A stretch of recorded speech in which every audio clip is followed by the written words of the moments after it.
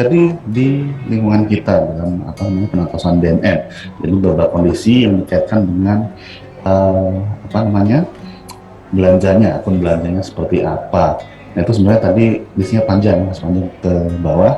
Tadi mungkin sudah disampaikan oleh pemateri sebelumnya oleh Ibu Yesi atau Ibu Ketut bahwa kami telah menyelesaikan buku pedoman penatasan DNN sebagai yang menggantikan buku pedoman sebelumnya yang mungkin sudah out of date ya. Jadi kami telah menyelesaikan buku pedoman tersebut, sudah sudah ditandatangani oleh Pak Menteri. Mungkin dalam waktu dekat kami akan distribusikan ke rekan-rekan sekalian, dan salah satu isi di dalamnya adalah materi tadi. Baik, ini untuk kali ini mungkin ini tidak kalah menariknya ya, yang akan saya sampaikan berikut ini. Jadi Bapak Ibu rekan-rekan sekalian mungkin menghadapi situasi-situasi beberapa kondisi, tapi mungkin masih kebingungan mungkin dalam hal mencatat atau menuangkan dalam aplikasi Simak kira-kira seperti apa nih. Nah, mungkin yang akan saya sampaikan berikut ini bisa menjadi panduan bagi kita semua biar udah nggak ada lagi bingung-bingung seperti yang lalu. Mungkin Mas Operator bisa di-share screen aja, oke? Ya, ini ya, jadi ragam catatan DNN setetap dalam beberapa kasus-kasus yang dapat kita gunakan sebagai rujukan dalam pelaksanaan penatausahaan DNN di lingkungan satuan kerja kita. Baik, langsung aja, Mas.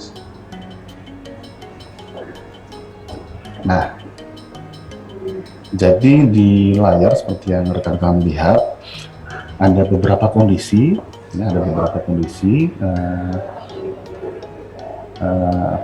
pencatatan BNN dikaitkan dengan pencatatnya seperti apa. Jadi untuk nomor 1 dan nomor 2 ini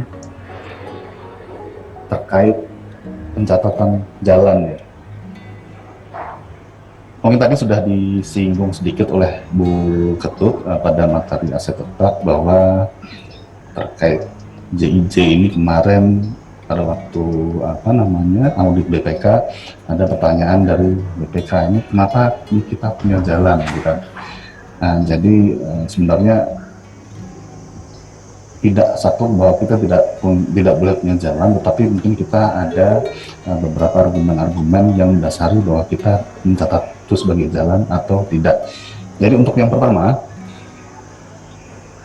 terdapat kondisi bahwa jalan yang digunakan tersebut untuk akses dari menuju bangunan tempat tinggal kedinasan juga termasuk juga area komplek. Jadi ini kata kuncinya adalah akses dari menuju bangunan tempat tinggal kedinasan termasuk area komplek. Jadi yang dapat kita ilustrasikan adalah mungkin teman-teman pernah mencicipi diklat di komplek BPSDM ya. Di komplek BPSDM mungkin ada mungkin pernah kesana lah intinya. Jadi ada sebuah jalan ya, di sana ada jalan akses dari luar ke dalam yang menghubungkan bangunan-bangunan yang ada di situ. Jadi kan ada beberapa komplek bangunan ya di situ ya. Sama halnya dengan jalan pada komplek Pengayoman di Gunung Sindur di Bogor. Nah, untuk jalan-jalan yang seperti ini, untuk pencatatannya kita tetap masukkan dalam kelompok JIJ. Tetap kita masukkan dalam kelompok JIJ sebagai kodifikasi jalan khusus komplek. Jadi jalan tapi lebih spesifik lagi sebagai jalan khusus komplek. Nah, untuk yang seperti ini dapat kita bedakan dengan kondisi seperti yang di nomor 2. Jadi untuk bentuk-bentuk perkerasan ya, umumnya merupakan bentuk-bentuk perkerasan lain yang tidak bisa secara spesifik dapat diidentifikasi sebagai jalan. Jadi cenderung merupakan bagian dari sebuah fasilitas bangunan. Yang dapat kita ilustrasikan adalah umumnya di Kanwil ini kelihatan kok, di Kanwil kayak di Kanwil NTT, NTB itu kan. Kira-kira kan seperti itu juga ya. Jadi perkerasan di area lingkungan kantor. Jadi di situ menyatu dengan lapangan atau tempat parkir gitu, walaupun apa namanya ada lalu lintas mungkin mobil masuk situ, motor masuk situ, tapi tetap dia hanya merupakan apa ya, semacam hanya bagian dari perkerasan uh, dan tidak dapat diidentifikasi sebagai sebuah jalan. Jadi hanya sebuah fasilitas untuk menunjang fungsi dari perkantoran yang ada di situ. Juga termasuk jalan yang berupa perkerasan di dalam area kantor untuk keliling, untuk kontrol keliling atau beranggang kalau di satker pas ya, di lapas atau di rutan. Nah ini terutama nih seperti ini. Jadi dia ada jalan keliling itu yang di antara tembok itu ya. Nah itu juga kita klasifikasikan sebagai penambah nilai aset induknya. Jadi ini tidak dicatat sebagai jalan, melainkan dicatat sebagai penambah nilai aset induk. Jadi dalam hal ini mengacu pada gedung bangunan, gedung bangunan yang ada di lingkungan situ. Dan mungkin kira-kira bisa dibedakan ya teman-teman ya. Jadi untuk kondisi nomor 1 dengan kondisi nomor 2. Baik. Kemudian untuk yang ketiga ini terkait irigasi. Irigasi. Ini situasinya sama dengan jalan ya. Kemarin jadi pertanyaan juga. Kenapa di Kemenkumham ada irigasi? Padahal ini kan lebih ke ranah Kementerian atau Pertanian misalnya. Jadi baik, untuk nomor 3 ada BNN berupa bangunan air, bangunan menara penampung air yang digunakan untuk menunjang operasional kantor. Jadi ada bangunan air atau menara penampungan air digunakan untuk menunjang operasional kantor. Jadi untuk realisasi bangunan air ataupun menara penampung air ini tidak kita catat sebagai irigasi ya teman-teman ya, melainkan dicatat menambah nilai aset induknya. Jadi dalam hal ini pada kelompok penuh bangunan pada kode bangunan lainnya. Jadi menambah nilai aset gedung bangunan pada kodifikasi bangunan lainnya. Jadi untuk melakukan penginputannya diberi saja keterangan bahwa ini merupakan bangunan air atau yang semacamnya. Oke, kita lanjut saja Mas ke nomor 4.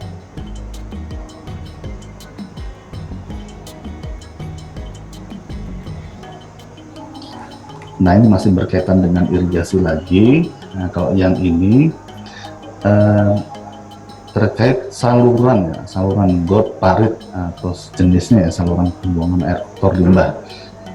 Jadi kalau di lingkungan kita ya di kantor kan biasanya di pinggir-pinggir gedung bangunan. Jadi mengelilingi gedung bangunan ini ada parit atau got atau pembuangan air kotor, di mana parit atau got seperti ini merupakan fasilitas bangunan kantor, gitu kan ya. Jadi untuk realisasi seperti ini, untuk saluran air seperti ini juga tidak dicatat sebagai irigasi, melainkan dicatat menambah nilai aset induknya sama seperti tadi. Jadi dalam hal ini dicatat sebagai penambah nilai gedung bangunan yang ada di situ. Nah, baik. Kemudian untuk selanjutnya ada juga terkait turap atau talut. Jadi turap atau talut ini semacam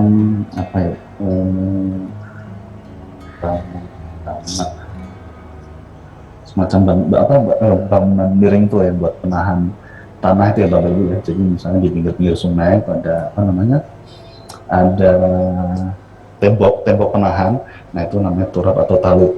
Jadi pembuatan turap atau talut ini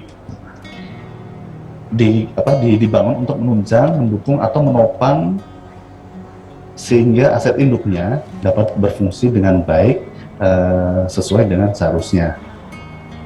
Jadi mungkin kalau kita contohkan lagi di kami ya, di di kita, bukan di kita ada mungkin Bapak Ibu teman-teman pernah main juga nih ke Wisma Pengayuman di di Bogor di Puncak. Jadi Wisma Pengayuman ini berdiri di atas apa ya? Di pinggiran sungai Pak, di atas di tebing gitu. Jadi dia dibikin penahan di pinggir sungai tersebut sehingga bangunan Wisma ini dapat berfungsi, tidak mudah longsor, jadi bisa digunakan dengan baik sesuai dengan yang seharusnya. Jadi terhadap realisasi pembuatan talut tersebut dicatat melekat pada nilai asetnya. Nah, ini untuk talut ini ada dibedakan menjadi dua. Jadi untuk talut yang berdiri sendiri, jadi realisasinya dicatat menambah nilai tanah. Jadi yang ditambahkan nilainya adalah tanahnya. Beda halnya kalau talut ini menopang bangunan ya, menopang sebuah bangunan, maka dicatat melekat pada nilai aset bangunan. Kira-kira demikian untuk pencatatan talut. Nah, kemudian menginjak ke nomor 6 ini juga menjadi perhatian kita juga. Kemarin juga ada beberapa temuan terkait aset tak berwujud ya teman-teman ya. Jadi terkait aset tak berwujud, kemarin ada beberapa temuan yang intinya ada beberapa kesalahan pengelompokan lah ya, ada kesalahan menempatkan ini ATB, ini software atau ini bukan software. Jadi mungkin dapat kita ilustrasikan bahwa untuk ATB yang ini nih, untuk aplikasi digitalisasi arsip yang dibuat oleh pihak ketiga atau vendor. Kemudian ada pembelian aplikasi yang original, misalnya aplikasi mungkin ada aplikasi macam-macam ya untuk buat komputer ya, ada antivirus, ada misalnya buat editing video gitu kan. Jadi beli aplikasi tapi yang original. Kemudian pembelian antivirus dengan masa aktif yang lebih dari 12 bulan. Kemudian juga ada pembelian Microsoft Office atau OS ya, OS Windows atau iOS, seperti itulah. Jadi yang bukan satu kesatuan dengan pengadaan hardware. Jadi dia terpisah ya belinya, tidak jadi satu dengan PC-nya gitu kan. Dan bisa digunakan pada beberapa perangkat. Jadi untuk kondisi-kondisi tersebut dapat realisasinya dapat kita catat sebagai ATB ya teman-teman ya. Jadi ada aplikasi digitalisasi arsip ya yang dibuat oleh pihak ketiga, aplikasi original, antivirus, MS Office dan seterusnya. Jadi itu bisa dicatat sebagai ATB pada kelompok software komputer. Nah, ini dapat kita bedakan pada kondisi yang nomor 7. Lanjut aja Mas, nomor 7. Nah, kalau tadi sudah kita jabarkan, kalau yang nomor 7 ini bedanya adalah ini pembuatan aplikasi yang dilakukan secara internal. Dalam hal ini dibuat atau dikembangkan pegawai sendiri.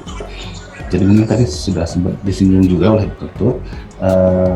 Kalau di kita tuh yang marak akhir-akhir ini adalah pembuatan aplikasi untuk proyek-proyek perubahan dari para pimpinan ya.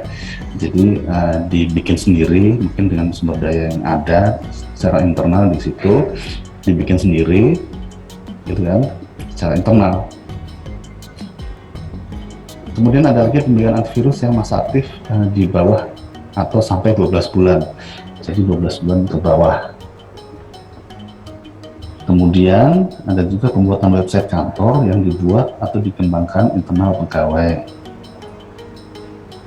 Dan yang terakhir adalah pembelian atau perubahan baru Microsoft Office dalam rangka pengadaan perangkat kerasnya. Dalam hal ini menyatu dengan perangkatnya ya teman-teman. Jadi untuk kondisi-kondisi seperti ini tidak dapat kita catat sebagai ATB karena tidak memenuhi kriteria.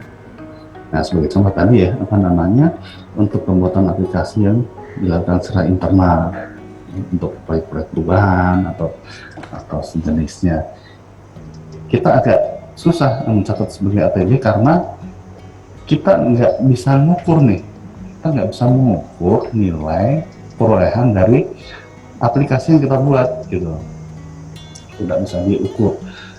Jadi kalau mungkin biaya-biaya yang ditimbulkan dari pembuatan aplikasi ini paling kayak seperti mengadakan rapat-rapat dan otomatis di situ ada konsumsi kan, berapa orang kali berapa kali rapat itu kan, apakah hanya seperti itu aja kita masukkan sebagai nilai perolehan ATB? Sepertinya kan tidak mungkin. Jadi untuk itulah kita agak susah untuk mengukur nilai perolehan dari ATB tersebut yang dikembangkan secara internal. Apalagi kalau memang software tersebut memang dibuat oleh unit yang memang khusus tugasnya untuk dalam hal seperti itu ya, teknologi informasi seperti itu, seperti yang di kami di pusat ada namanya Pusdatin. Jadi memang mereka khususnya dalam hal seperti itu. Jadi kita tidak dapat mengukur nilai perolehan dari software-software yang dibuat secara internal, apalagi oleh pegawai yang memang khususnya bertugas untuk itu. Baik, jadi kira-kira dapat dibedakan ya teman-teman ya antara antara software-software atau aplikasi yang dicatat sebagai ATB atau tidak dicatat sebagai ATB. Nah, kemudian kita menginjak ke nomor 8. Jadi ini adalah kondisi yang ada di Satker Pemasyarakatan. Jadi di dalam Satker Pemasyarakatan kadang-kadang kan ada bengkel kerja ya, dan di dalamnya ada bermacam-macam alat nih. Kita beli alat macam-macam. Jadi alat-alat ini sebenarnya teman-teman, kalau secara marwahnya, secara secara umumnya kondisi idealnya ini adalah aset tetap gitu kan, sebenarnya merupakan aset. Tetapi karena ada beberapa pertimbangan yang ada di Satker Pemasyarakatan, jadi ini khusus untuk Satker Pemasyarakatan ya teman-teman ya. Jadi kita mempertimbangkan bahwa barang-barang ini rentan mudah rusak karena penggunaan. Jadi gampang rusak ya teman-teman ya. Jadi misalnya masa manfaatnya seharusnya misalnya 4 tahun, jadi karena dipakai setiap hari, dipakai sering sekali kan, kerjanya berat itulah. Jadi masa manfaatnya bisa menjadi menurun. Dalam hal ini bisa belum sampai setahun sudah rusak, gitu kan. Dan hal ini juga kita mempertimbangkan efektivitas dan efisiensi dalam proses pengelolaan BUMN. Jadi kadang-kadang teman-teman di lapas ini agak kesusahan terkait barang-barang yang kecil-kecil ini dalam hal penatausahaan dalam pengelolaan BUMN-nya seperti PSP kan, mau menghapuskan. Jadi barang-barang ini udah nggak tahu kemana, kita mau menghapuskan, belum di PSP ini seperti apa gitu kan. Kadang-kadang teman-teman mempunyai kesusahan sendiri dalam hal ini.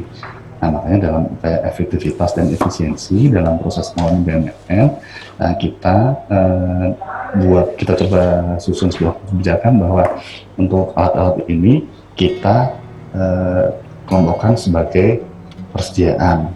Nah, jadi alat-alat ini meliputi alat bentukan yang tidak bermesin ya, seperti perkakas bengkel kerja.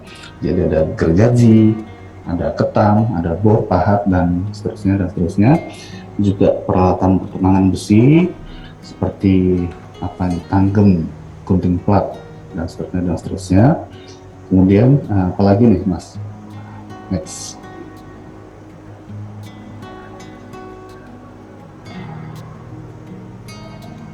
Nah, kemudian ada peralatan pertukangan kayu, ada patah, ada pahat itu ya, ada bor dan seterusnya. Juga peralatan dapur, ada kompor minyak, ada dandang, wajan, panci, blender, mixer, dan seterusnya. Ini kalau di lapas kan memang alat-alat ini kita gunakan setiap hari, bahkan hampir non-stop ya, hampir non-stop. Jadi kita gunakan terus terusan. Jadi masa manfaatnya dari yang bisa bertahan sesuai yang seharusnya, karena digunakan sering sekali ini, maka masa manfaatnya menjadi berkurang dari yang seharusnya. Maka dengan pertimbangan tersebut, kita coba susun kebijakan bahwa alat-alat ini kita masukkan sebagai persediaan. Demikian pula dengan penangkapan pemasyarakatan yang lain seperti borgol, gembok, dan matras. Jadi kita susun sebuah kebijakan bahwa ini masuk barang persediaan. Jadi ini sudah kami komunikasikan dengan pembina kami di DJKN Pusat bahwa untuk hal seperti ini dengan beberapa kondisi yang tadi telah disebutkan, dengan beberapa pertimbangan, bisa nih dari yang tadinya sebenarnya ini merupakan aset tetap, maka kita dapat masukkan sebagai persediaan. Gitu kira-kira teman-teman ya. Lanjut. Oh, sudah selesai. Oke, baik. Jadi kira-kira demikian teman-teman, beberapa materi terkait beberapa kondisi pengetahuan BMN dikaitkan dengan pencatatannya yang sering terjadi di lingkungan kita. Mungkin demikian yang dapat kami sampaikan, semoga bermanfaat. Lebih kurangnya mohon maaf. Wabillahi taufiq wal hidayah. Assalamualaikum warahmatullahi wabarakatuh. Kami kembalikan ke Kak Jihan. Silahkan Kak Jihan.